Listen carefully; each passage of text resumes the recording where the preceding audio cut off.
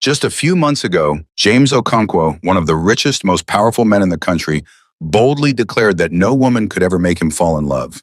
He called love a scam, a distraction, an impossibility. But today, that same James is not only in love, he's married. To whom? Not a socialite, not a celebrity, but to Amara, a homeless girl the world had forgotten. The girl he once saw sitting on the street, now wears his ring, now holds his heart, now lives as his queen. But their story is far from over. On their wedding night, James made a powerful vow to fight for her, to restore everything her cruel uncle, Chief Zodo, stole from her. Now the question is, will he succeed? Can James take on a dangerous man who has gotten away with betrayal and even murder? Get ready for a journey of justice, passion, and redemption. And if you haven't seen part one, make sure you watch it first, so you understand how this incredible love story began. And if you're just joining this channel, don't forget to subscribe and give this story a thumbs up, so you never miss a single chapter of these unforgettable stories. Dubai was a city built for excess. Golden skylines, desert palaces, 7-star hotels, and lights that refused to sleep. But for James Okonkwo, none of it compared to the glow in Amara's eyes as she stepped barefoot onto the private deck of their honeymoon suite, overlooking the Arabian Gulf. She wore a silk robe, hair undone, skin kissed by sunlight, and a peace James had never known curled around his heart like warmth. 2 weeks had passed since their quiet garden wedding in Nigeria. 2 weeks of no boardrooms, no staff, no security meetings, just long, uninterrupted days wrapped in laughter, sunsets, and whispered "I love yous" between white linen sheets. James had brought Amara to Dubai not to show her luxury. She already had his heart. He brought her to remind himself this was real. She was his, and he was hers. "You're staring again," Amara teased one morning, pouring tea into delicate porcelain cups at a private breakfast table on the helipad terrace of the Burj Al Arab. James leaned back in his chair, arms folded behind his head, that lazy billionaire grin spreading across his lips. "I know," he said. She blinked. "What do you mean you know?" "I know I'm staring, and I'll keep staring. Get used to it." She shook her head and laughed softly, but her cheeks flushed. Even now, after being married to the most powerful man in Lagos, Amara still blushed when he complimented her. And James? He still couldn't believe how the woman he found on a dusty sidewalk was now wrapped in white silk, smiling at him like he was her whole world. A man who once couldn't remember a woman's name 2 days after meeting her was now watching every movement of one woman like it was sacred. Agu didn't believe it. James's best friend had called earlier that week from Lagos. "Guy, are you telling me you've been in Dubai for 14 days and haven't posted one yacht photo? No bikini models? No nightclubs? Who are you and what have you done with James Okonkwo?" James just laughed. "Agu, I've got everything I need right here," he said, watching Amara braid her hair quietly in the mirror across the room. Agu paused. "Wow, you're gone." "Deep," James replied. Amara had changed him, not just his habits, but his heart. He didn't crave the attention anymore. The validation, the thrill of the chase. He found more joy watching Amara eat room service jollof rice in their king-size bed than he ever found in luxury clubs. Sometimes she'd do little things, like wash his shirt by hand, even though the suite had laundry service, or pack his shoes in their boxes at night, whispering, "You're still a king, but I'll always serve you in love." And it undid him. The woman the world would have laughed at, once homeless, dusty, forgotten, was now the anchor of his soul. Their days were filled with joy. One morning they rode camels in the desert, laughing as James nearly fell off.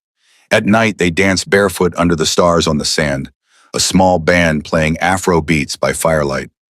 Another afternoon, Amara cried softly as they watched the Dubai fountain show. Not from sadness, but from awe. "I never thought I'd see a world like this," she whispered. James wrapped his arms around her from behind. "This is your world now." But it wasn't all fun. There were moments, quiet ones, when James would wake up at 3 a.m. and find Amara standing by the window, staring out into the city lights. She never said anything, just stood, still and distant. James would rise, walk over, wrap his arms around her waist and whisper, "What's on your mind?" Sometimes she'd answer, "Just wondering how I got here."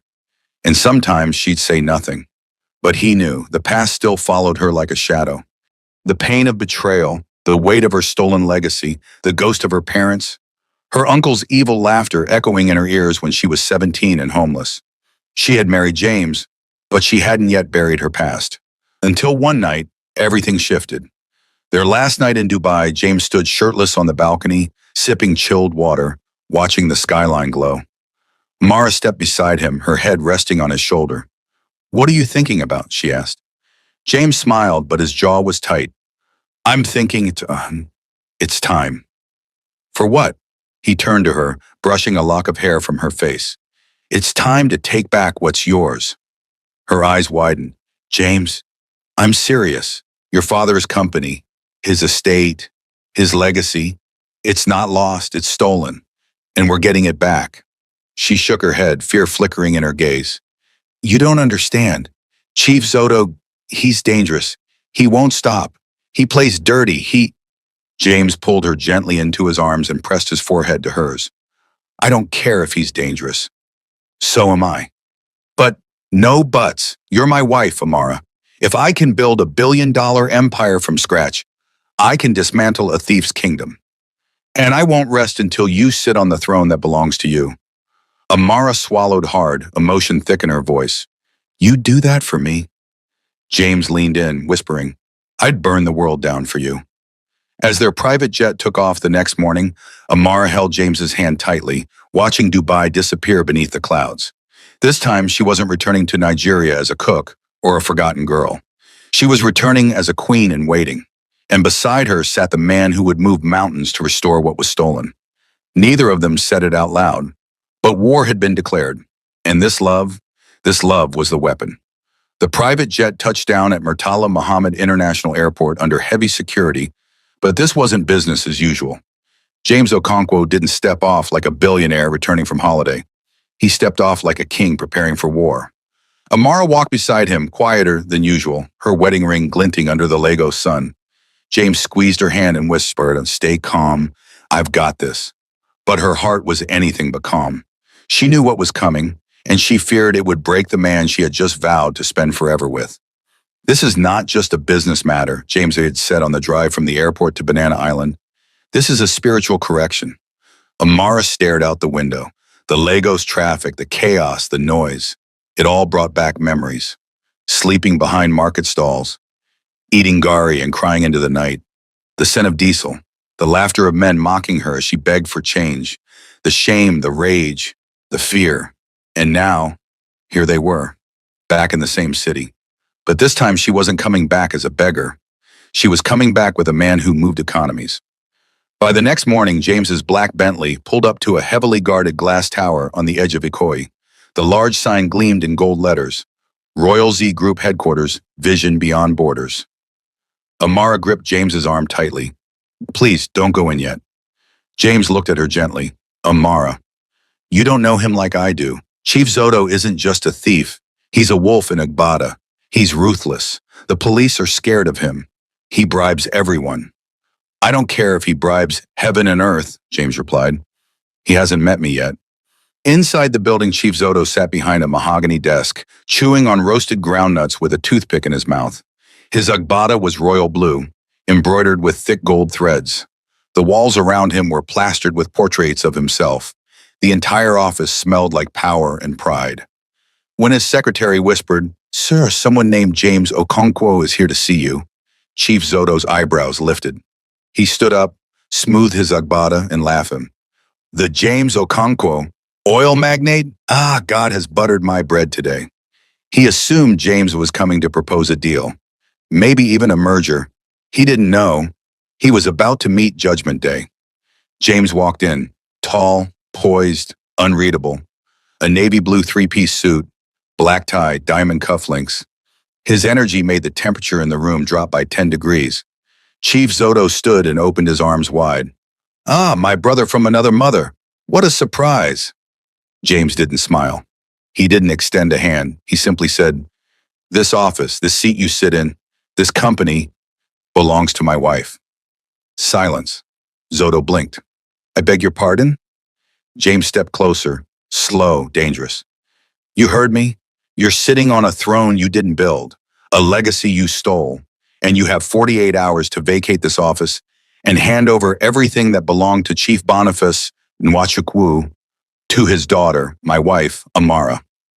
Zoto stared at him in disbelief, then suddenly, he threw his head back and laughed. So it's about that girl, eh? Zoto sneered. The one I found crawling on the streets like a rat? You married her? You, James Okonkwo, the Almighty? To that cursed orphan girl? James's eyes darkened. His jaw tightened, but he didn't blink. Zoto stepped closer, lowering his voice like a snake. Let me tell you something, Mr. Billionaire. In this culture, in this land, female children don't inherit. Not companies, not estates, not even land. Your wife is nothing but an emotional charity case. James didn't flinch. Instead, he spoke, calmly, deliberately. You're lying from the pit of hell, and I will make the world know it. Zoto leaned back, smirking. Do your worst. I'll still be here. This is Nigeria. Money talks. James nodded slowly, then he turned to walk out. But at the door, he paused. He looked over his shoulder, and his voice dropped to a deadly whisper. This was your only chance. That night, at home, James told Amar everything. She was horrified. You went there alone? What if he had you followed? James, Chief Zoto doesn't play fair. I've seen him do things, unthinkable things. James only smiled. We'll see who really knows how to play. He stood up, walked to the terrace, and pulled out his phone. Who are you calling? Amar asked.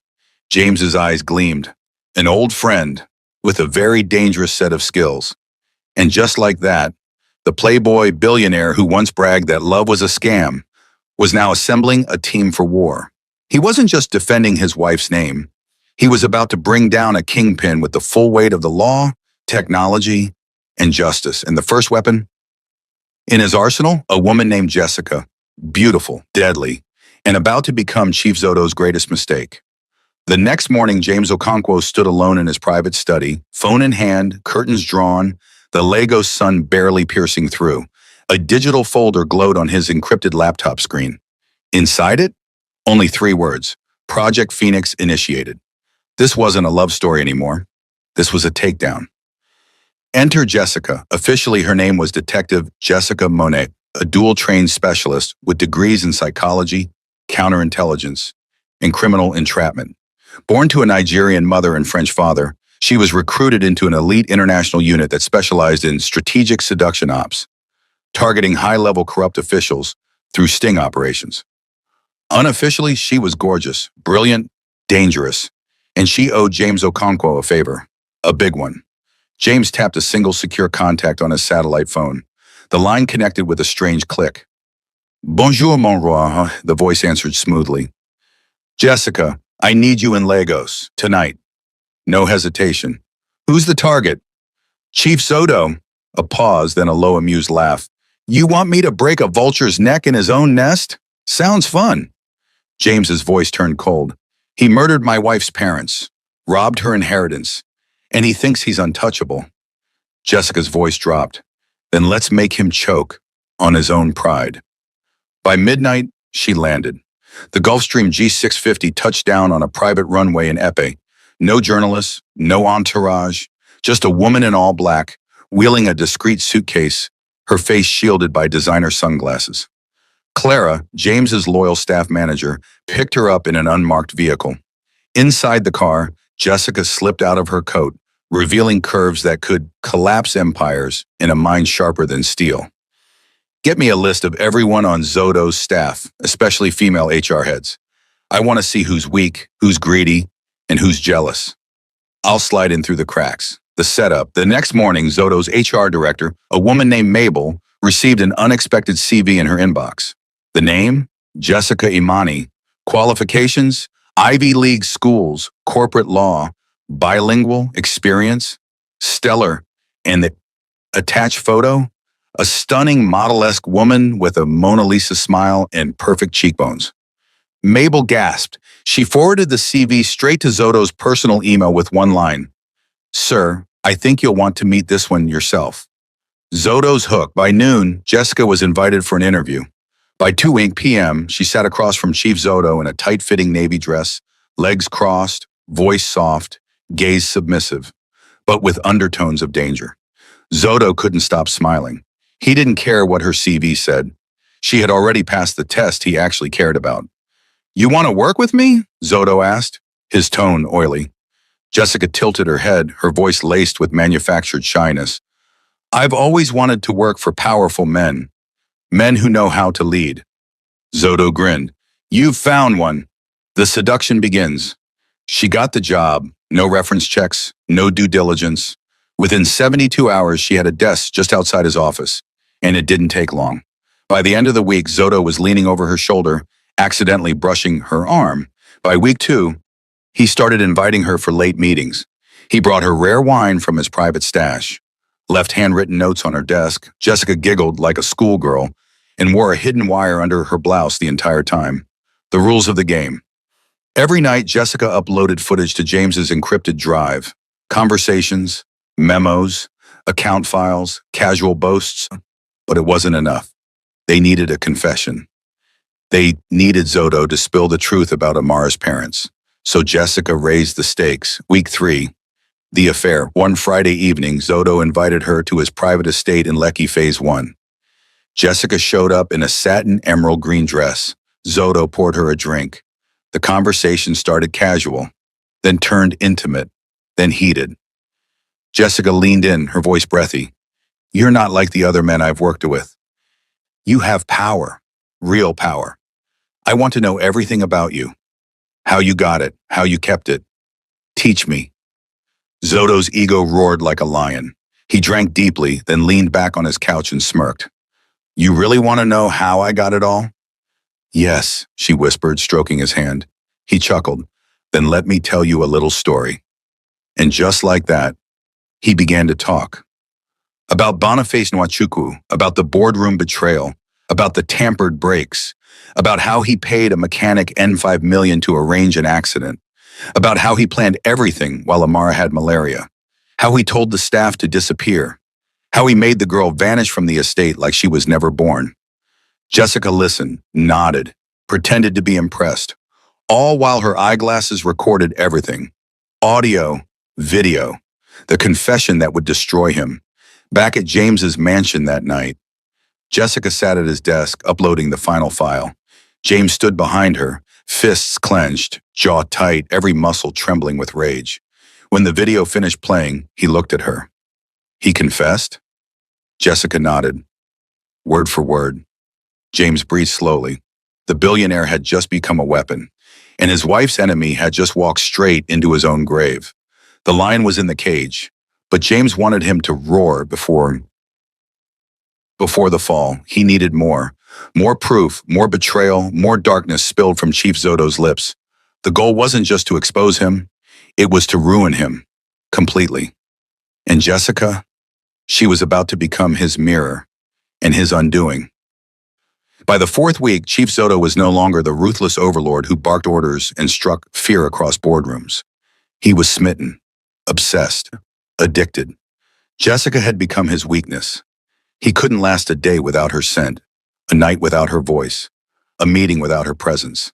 He started skipping high-level boardroom briefings just to have lunch with her behind closed doors.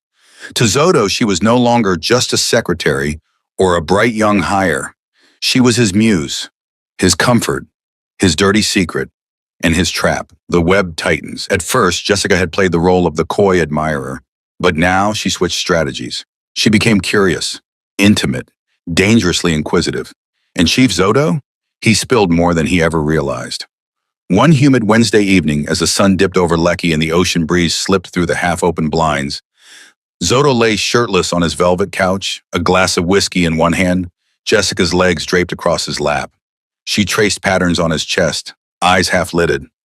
"I don't get it," she whispered. "You've built all this, and no one's tried to stop you?" He chuckled smugly. "Stop me? Who can stop me? This country belongs to people like me." Jessica tilted her head. "But what about the Nwachukwu family?" Instant freeze. Zoto's eyes narrowed. "Why would you bring them up?" Jessica leaned in, faking fear. "I just heard whispers that the company you own used to belong to someone else. that there was some controversy. Zoto smirked and sipped his drink. They can whisper all they want, he said. The man's dead. His daughter? She's probably a beggar or a prostitute by now. I made sure she'd never come back. Jessica gasped, letting just the right amount of horror show. You made sure? Zoto leaned back, proud of his own evil. I bribed the board, paid the staff to resign, bought the house in my name within a week of the funeral. I buried her family faster than the coffin hit the ground. He grinned. You have no idea what I'm capable of, baby girl. Jessica's smile never reached her eyes. She nodded, whispered admiration, stroked his ego, and wore the camera glasses every second. This wasn't just seduction anymore.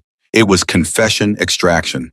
Every boast was damning, every line recorded, every drink proof of loosened lips. Zoto grew reckless. He stopped caring who saw them together. Office rumors began to swirl. His once firm grip on the Royal Z board started slipping as directors noticed the shift in his focus. He started signing off on transfers without reading the memos, approving deals without due diligence, missing international calls.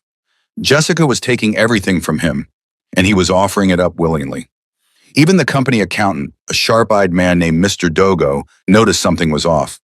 He approached Zoto late one Friday afternoon. Chief, he said carefully, this woman, this Jessica, we don't know when and recently your financial trails are starting to look. Zoto cut him off with a violent slam of his fist on the table. Get out! I built this empire.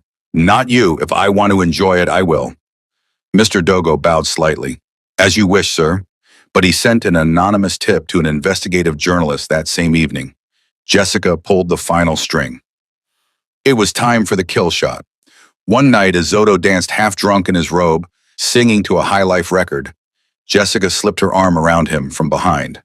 Tell me something you've never told anyone, she whispered. He chuckled. You want a secret? Yes. He twirled, grinning. I didn't just steal the company. He leaned close to her lips. I killed for it. Jessica froze, just a moment. What do you mean? Zoto grinned like a man too far gone to filter himself. I paid the mechanic, told him to sabotage the brakes. I was supposed to be in that car that day too, but I made sure I missed the trip. His laughter was drunken and evil. They trusted me. Boniface called me his brother. I buried my own brother and danced at the will reading. Jessica kissed his cheek, whispering, That's the most powerful thing I've ever heard. And just like that, he said it. He confessed to murder. James watched every frame. Back in his study, James Okonkwo watched the footage in silence. Amara sat beside him, frozen, her face pale, her hand over her mouth. The man who had haunted her life had just confessed on video. She turned to James, whispering, What now? James stood slowly. Now it was war. He picked up his phone and called his legal team. Prepare the suit, he said. On what grounds? His head lawyer asked. James's voice was steel. Murder, fraud, grand theft, corporate hijacking, and emotional terrorism. Chief Zoto thought he was untouchable. He walked through the marbled halls of Royal Z Company like a king. Employees bowed, whispered, and avoided his eyes. The boardroom still held his framed portrait in gold leaf. His fleet of luxury cars, Bentleys, Rolls-Royces, a black bulletproof Maybach, lined the reserved VIP parking. But what he didn't know was that his kingdom was already on fire. And the spark was her, Jessica, the woman he trusted, touched, talked to in whispers, had just signed his death warrant. Well, the morning after Jessica didn't return to the office the next morning, she'd vanished. No calls, no texts, no trace. Chief Zoto, still drowsy from too much whiskey and delusion, waited, then paced, then ordered the receptionist, find her, tell her to call me, now. No response. For the first time in weeks, he felt something he hadn't felt since he stole the company. Fear. Meanwhile, in Ikoyi, James stood at the center of his private security operations room, a glass chamber tucked beneath his estate, where silent men in black suits monitored satellite feeds, encrypted calls, and legal updates around the clock. On the screen before him played the damning video once more. Zoto, I paid the mechanic, told him to sabotage the brakes. I was supposed to be in that car that day too, but I made sure I missed the trip. Jessica's voice. You killed your brother? Zoto. Not just him. His wife, too. The brat? She vanished. I prayed the streets would finish her. The air in the room felt like it had dropped 10 degrees. James turned to his lead counsel, Barrister Eniton. Is this enough? Eniton's jaw was tight. Enough? This will bury him. James gave a single nod. Then let's dig the grave. Legal firestorm. Begin within 48 hours, James filed an official lawsuit. Charge 1, first-degree murder. Charge 2, corporate fraud. Charge 3, identity falsification. Charge 4, theft of estate and assets. Charge 5, emotional and psychological trauma inflicted on Amara Nwachukwu. Media outlets caught wind instantly. Breaking: billionaire James Okonkwo sues business tycoon Chief Zoto for murder and fraud. Royal Z Company scandal: a fallen heiress and a cold case reopened. Did Chief Zoto kill his own brother to steal his empire? By noon, hashtags were trending. Hack a justice for Amara. Zoto exposed. A Royal Z Truth. Zoto tries to fight back. In his mansion, Zoto screamed at his lawyer, Barrister Kalu, pounding his gold-plated desk. Lies, all of it! Kalu was sweating. Sir, we need to respond with a press statement immediately. Zoto barked. And say what? That I slept with my assistant and confessed to murder like a fool? Kalu glanced away. Silence. Zoto's face darkened. You think I'm finished? No, sir, but you must prepare for trial. This isn't a smear campaign anymore. This is war. The setup unravels. Week later, during a press briefing held by James's lawyers, the world saw her. Jessica, but not as Zoto knew her. Gone were the sleek dresses and soft curls. She wore a crisp suit, her badge visible. Detective Jessica Harper, Special Intelligence Liaison, International Crime Unit. She walked onto the podium and faced the cameras. My name is Detective Jessica Harper, and I was embedded into Royal Z Company under the instruction of Mr. James Okonkwo to investigate illegal corporate activity and unresolved crimes. I wore surveillance at all times. The evidence we've gathered reveals an orchestrated corporate hijack and a murder. 1,000 camera shutters clicked. The room erupted.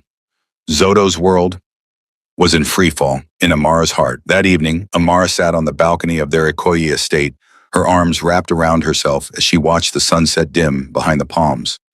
James came up behind her, placed a hand on her shoulder. You okay? He asked. I don't know what I feel, she whispered. Part of me is relieved. Part of me is terrified. Why? Because I don't just want justice, she said. I want to forgive him, and I hate myself for that. James sat beside her. There's no shame in a kind heart, but kindness doesn't mean silence. It means strength. And now your voice will be heard. Tears welled in her eyes, not of weakness, but of healing. The summons. 2 days later, officers in black SUVs arrived at Chief Zoto's estate. The gates opened slowly. He emerged, still dressed like royalty, white agbada, gold wristwatch, and fury in his eyes. You think I'll rot in jail? He hissed at the officers. Do you know who I am? The lead officer calmly replied, Yes, sir. The man under arrest. Handcuffs clicked, and for the first time in 20 years, the man who stole everything lost everything. The sun rose over Lagos like a warning bell, and with it, the city buzzed with one headline: The People versus Chief Zoto, Murder, Betrayal, and the Heiress Who Returned from the Dead. By 900 Kwadanyam, the Federal High Court of Lagos was swarmed with journalists, protesters, and spectators trying to get a glimpse of Nigeria's most dramatic court case in a decade. Inside the marble courtroom, a quiet storm was brewing. Amara sat on the front bench beside James, both dressed in black. Her eyes were fixed on the large oak doors, her fingers trembling slightly. Though she'd spent nights reliving the trauma, nothing had prepared her for this moment. The man who destroyed her life was about to face the world. And justice. The courtroom fills. The judge entered. Justice Mabel Iroanya, a sharp, composed woman known for her fierce independence and refusal to be bought. All rise, the bailiff called. Everyone stood as the judge took her seat. Her presence demanded silence. Bring in the defendant, she said. All eyes turned as Chief Zoto was escorted in, flanked by armed guards. But this wasn't the confident man from boardrooms or red carpets. His agbada was plain, His eyes were puffy, and the swagger was gone. He looked afraid. Yet as he walked past James and Amara, he sneered. "I hope you enjoyed your show," he muttered. James didn't respond. Amara didn't blink, but her fingers tightened into fists. "The charges are read." The courtroom clerk read the charges aloud. "Chief Zebulon Obenaduru, also known as Chief Zodo, you are hereby charged with 1. Conspiracy to commit murder. Premeditated murder of Chief Boniface Nwachukwu and his wife, Lady Ijeoma Nwachukwu. 3. Fraudulent acquisition and misappropriation of corporate and estate assets. 4. Forgery of legal documents. 5. Defamation and psychological abuse of Miss Amara Nwachukwu." The list echoed like thunder. Chief Zodo laughed bitterly, shaking his head. "Lies. All lies. This is character assassination." The judge banged her gavel. "You will speak only when asked to, Chief Zodo." Zodo muttered something under his breath, but his eyes scanned the room, searching, twitching, and then he saw her. Jessica.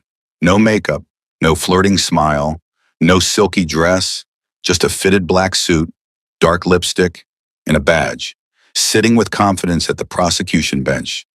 Detective Jessica Harper. And suddenly Zodo's smirk died. Opening arguments begin. Barrister Enitan stood for the prosecution. "Your Honor, this is not just a case of corruption. It is a case of blood. A man who murdered his own brother out of greed. A man who cast out a teenage girl to suffer in the streets just so he could climb a throne soaked in betrayal. But today, he will answer for it." The defense lawyer, Barrister Kalu, responded stiffly. "The prosecution is basing their case on a personal vendetta. A cook-turned-heiress and a billionaire husband who cannot prove their allegations. We will show the court this is a fabricated tale, meant to destroy a legacy." The judge listened with piercing eyes. "Call your first witness," she ordered. Jessica takes the stand. All heads turned as Jessica walked to the stand. Calm, calculated, collected. "State your name and occupation." "Detective Jessica Harper, International Criminal Investigator, Undercover Division." "And your relationship to the defendant?" Jessica folded her hands. "For 1 month, I posed as a job applicant at Royal Z Company. I was hired by Chief Zodo as a personal assistant. During this time, I conducted an undercover operation with full consent of Nigerian and international authorities." The judge raised an eyebrow. "You wore a wire?" Jessica nodded. "Wire, body cam, and an encrypted transmission unit. Everything Chief Zodo said to me in private was recorded, both audio and visual." Gasps filled the courtroom. Chief Zodo sat forward in his chair. "Objection, Your Honor. These recordings were not obtained legally." "She tricked me." Justice Irawanya narrowed her eyes. "Are you saying you did not consent to conversations in your own office?" "She manipulated me," Zodo barked. "Overruled," the judge said. "Continue." Jessica pulled out a flash drive. "I have 27 hours of footage, but I'll play only the relevant section." The screen lit up, and the courtroom fell silent. The confession Chief Zodo's voice echoed through the court. "I paid the mechanic to tamper with the brakes. My brother was too soft, too idealistic. I warned him. He wanted to give everything to that little girl. I couldn't let that happen." Jessica, off camera. "What about your niece, Amara?" Zodo's voice. "She was supposed to die in the streets, and now she's probably somebody's maid. Let her rot. That empire is mine." You could hear a pin drop. The camera cut to his face. Confident, smirking, admitting everything. Then came another clip. "Zodo, if she ever comes back, she'll see. This world belongs to men like me." The judge sat back in her chair, stunned. The gavel came down with a sharp crack. "Enough," she said, cross-examination. The defense lawyer tried to rattle Jessica. "Miss Harper, were you seducing the defendant during this investigation?" Jessica smiled. "I did what was necessary to gain trust, and it worked." "You were intimate with him?" "No, sir. I allowed him to think that, but you'll find no trace of me in his bedroom. Not even fingerprints. I was never his lover. Only his undoing." Zodo screamed from the defendant box. "You witch! You ruined me!" The judge banged her gavel. "Chief Zodo, you are in contempt of court. One more outburst and I will have you gagged." The courtroom buzzed with murmurs. Zoto slumped back in his seat, boiling, the moment of collapse. As Jessica returned to her seat, Amara watched with tears in her eyes. The woman who helped destroy the man who destroyed her life had just given her the voice she thought she lost. James reached over, gently squeezing her hand. "Almost over," he whispered. But Amara whispered back, "No, Os, it's just beginning." The sun had climbed halfway across the Lagos skyline when the courtroom doors opened again. For the second day of the trial, security had doubled. Armed officers stood at every corner. Reporters lined the street with flashing cameras, their headlines already drafted. "The trial of Chief Zoto. Will justice finally speak?" Inside, it felt like the air itself was holding its breath. Amara sat motionless, her back straight, her eyes steady. She looked like her mother in that moment, noble, strong, unshaken. Dressed in an all-white trouser suit with her natural curls pinned back, she no longer looked like a girl who had once slept on the streets. She looked like an heiress. James, seated beside her, held her hand beneath the table, quietly. His face was unreadable, but his eyes carried a storm of restraint. On the opposite side, Chief Zoto entered in cuffs, his eyes bloodshot, his pride hanging in tatters. No entourage, no aides, no supporters. He was alone, and the world was watching. The final testimonies, Justice Irawanya took her seat. The gavel slammed down. "Court is now in session, day 2 of the People versus Chief Zebulon Daru. Defense and prosecution may proceed with final remarks before the court reaches a verdict." The prosecutor, Barrister Knighton, rose. "Your Honor, we have shown the truth, not only through testimony, but through technology, confession, motive, and documentation. A man who murdered his own brother, stole from an innocent girl, manipulated corporate law, and wore tradition like a mask to hide his own evil. Chief Zoto is not a victim. He is a predator, and justice must roar today, not whisper." Murmurs echoed to it. The defense lawyer, Barrister Kalu, stood shakily.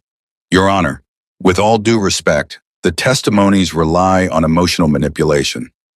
Yes, a family tragedy occurred. Yes, an unfortunate loss. But where is the proof that my client intended to murder? He merely inherited what was left behind. No court should be allowed to convict a man based on bitterness and accusation, especially when tribal customs support male inheritance." That last line made James scoff aloud. Justice Irawanya raised an eyebrow. "Are you suggesting our laws bend for outdated customs, counsel?" The defense lawyer stammered. "Not at all, Your Honor." "Then sit down." He did. Quickly, the verdict is reached. Justice Irawanya looked to the jury box. 12 men and women who had not said a word but had observed everything. "Have you reached a verdict?" A woman in a blue headscarf stood, holding the sheet of paper. "Yes, Your Honor, we have." She handed it to the bailiff. The judge opened it, read it, and placed it face down. The entire courtroom tensed. Amara gripped James's hand tighter. Zoto's eyes darted nervously. Justice Irawanya took a breath. "In the matter of the People versus Chief Zebulon Daru, on the charges of conspiracy to commit murder, guilty. On the charges of premeditated murder, guilty. On the charges of fraudulent acquisition, guilty. On the charges of corporate forgery, guilty. On the charges of psychological abuse and defamation, guilty." Gasps, applause, tears. Zoto slammed both fists against the wooden railing. "This is a setup. I am a chief. You can't do this to me. I built that empire." "You stole it," Amara shouted suddenly, rising to her feet. "You killed for it." The bailiffs moved toward both of them, but the judge raised her hand.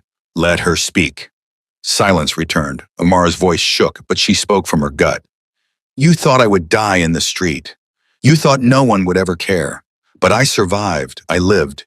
And today, the truth wins." She sat back down, breath trembling. Justice Irawanya fixed her eyes on Chief Zoto one last time.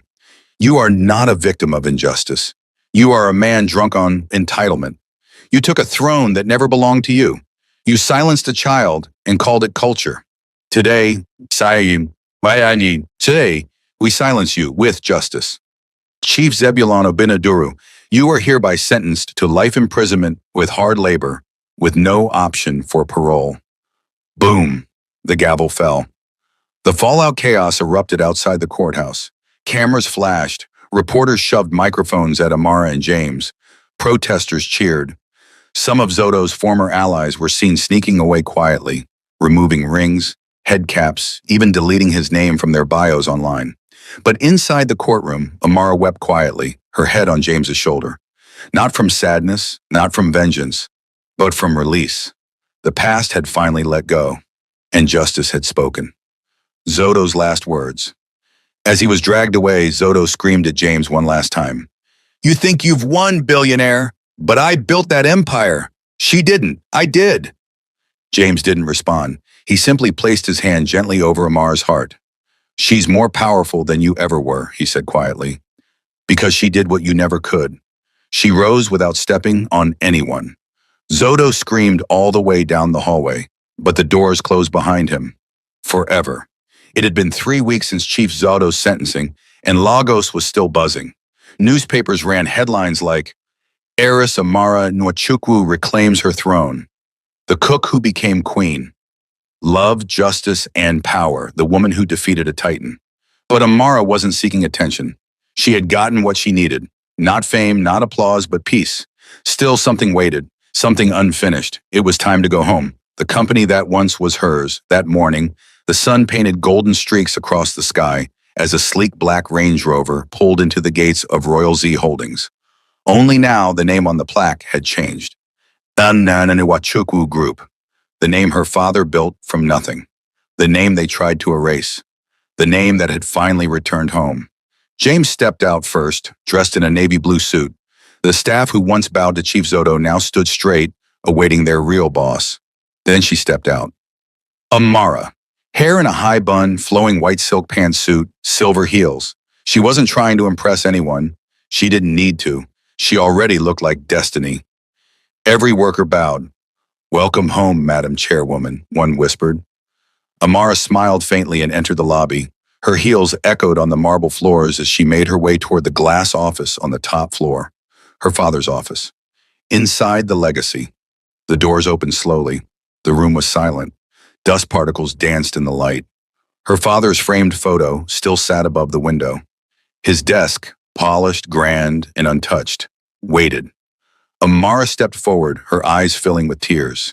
She touched the desk gently, remembering sitting there as a child while her father signed papers. James walked in behind her, quietly, giving her space.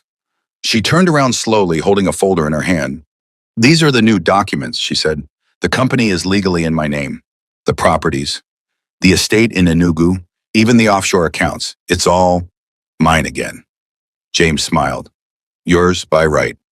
Amara walked to him, placed the folder on the table, and reached for his hands. "Do you realize what you did for me?" she said softly. James tilted his head. "I kept a promise." She shook her head. "No, James, you didn't just fight for me. You gave me back my life. You helped me find the version of me I buried years ago. The version who believed she could lead, who believed she deserved joy. You made me believe again." He looked at her for a long, silent moment, and then, voice steady, he whispered, "No, Amara, you're the one who made me believe again. In love, in honor, in purpose. You turned a man who once bought people into a man who'd give everything just to protect one woman." A tear slid down her cheek. She leaned her forehead against his. "Thank you," she whispered. "I'll love you forever, my king." He smiled through misty eyes. "And I'll remain forever grateful that you made me know what love is again." They didn't throw a party. They didn't call the press. Instead, that evening, James and Amara drove to the small Yaba street where she once sat curled on a pavement, holding nothing but her satchel and her sorrow. She stood there silently. Same spot, same road, but this time in heels and hope. She turned to James. "I want to build a shelter here, for girls like me, the ones no one sees." He nodded. "Then we will." Because now her story wasn't just a testimony, it was a beginning of legacy, of justice, of love, and of a queen who once lost everything, but rose again with fire. True love sees beyond status, wealth, or past wounds. It heals, restores, and empowers. With courage and justice, even the broken can rise. This story reminds us that redemption is real, and love, when genuine, can rewrite even the darkest fate. We truly hope you enjoyed this unforgettable story. If it touched your heart, inspired you, or made you reflect, we'd love to hear from you. Share your thoughts and lessons learned in the comment section below. Your words mean a lot to us, and